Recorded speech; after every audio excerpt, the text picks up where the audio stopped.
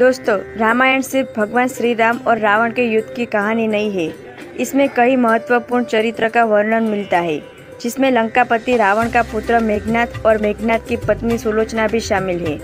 मित्रों, मेघनाद का नाम इंद्रजीत था। दोनों नाम उसको पराक्रम और बहादुरी के लिए दिए गए थे। जब उसने जन्म लिया तो वे बाकी बच्चों की तरह रोया नहीं, बल्कि शेर की तरह दहाड़ा था। उसने स्वयं ब्रह्मा जी से वरदान लिया था कि वे किसी भी युद्ध में जाने से पहले अगर अपनी कुलदेवी भल्ला के मंदिर में जाकर यज्ञ पूरे करेगा तो उसे युद्ध में कोई नहीं हरा पाएगा। वे एक ऐसा महारथी था जिसने स्वयं नारायण रूप श्री राम और लक्ष्मण जी को अपने नागपाश वस्त्र में बांधकर शत्रु में हाहाकार मचा दिया था। जी हाँ दोस्तों, हम बात कर रहे हैं इंद्र को पराजित करने वाले इंद्रजीत की, यानी कि मेघनाद की।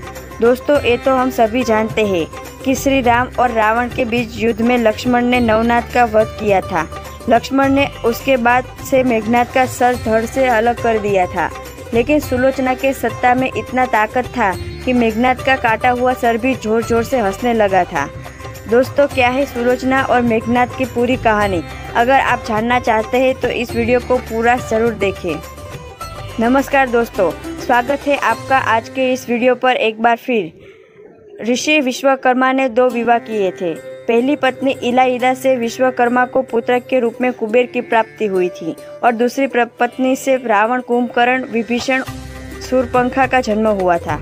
रावण का विवाह मंदोदरी से हुआ था। मंदोदरी अप्सराएं माँ की पुत्री थी और महर्षि कश्यप के पुत्र माया ने उन्हें गोद लिया था।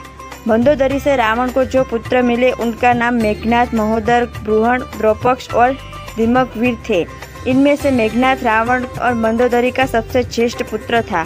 मेघनाद के बारे में कहा जाता है कि वे बलशाली और महाप्रतापी योद्धा था। जन्म के समय रावण चाहता था कि उसका होने वाला पुत्र अमर हो, इसलिए मेघनाद के जन्म के समय रावण ने सभी ग्रह को अपने पुत्र की जन्म कुंडली के 11वें स्थान यानी लाभ स्थान पर रख दिया था।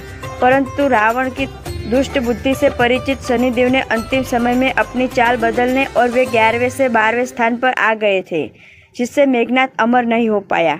इस बात से क्रोधित रावण ने शनिदेव को अपनी लंका में कैद कर लिया था। वाल्मीकि रामायण के अनुसार जब मेघनाद का जन्म हुआ तो वे सामान्य शिशुओं की तरह रोया नहीं, बल्कि उसके मुंह से बिजली की गर्जना सुनाई दी थी। इस वजह से रावण ने अपने पुत्र का नाम मेघनाद रख दिया था। दोस्तों, मेघनाद ने साक्षात महाद्वीप से शिक्षा की थी। महाद्वीप से शिक्षा प्राप्त कर मेघनाद सभी दिव्य अस्त्रों का जट बन गया था।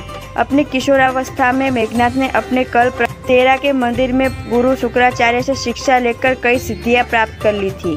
और जब मेघनाद युवा अवस्था में पहुंचा तो उसने कठिन तपस्या के बल पर संसार के 3 सबसे घातक अस्त्र ब्रह्मास्त्र और वैष्णव अस्त्र प्राप्त कर लिए थे।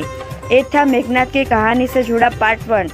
पार्ट 2 के लिए चैनल पर बने रहें।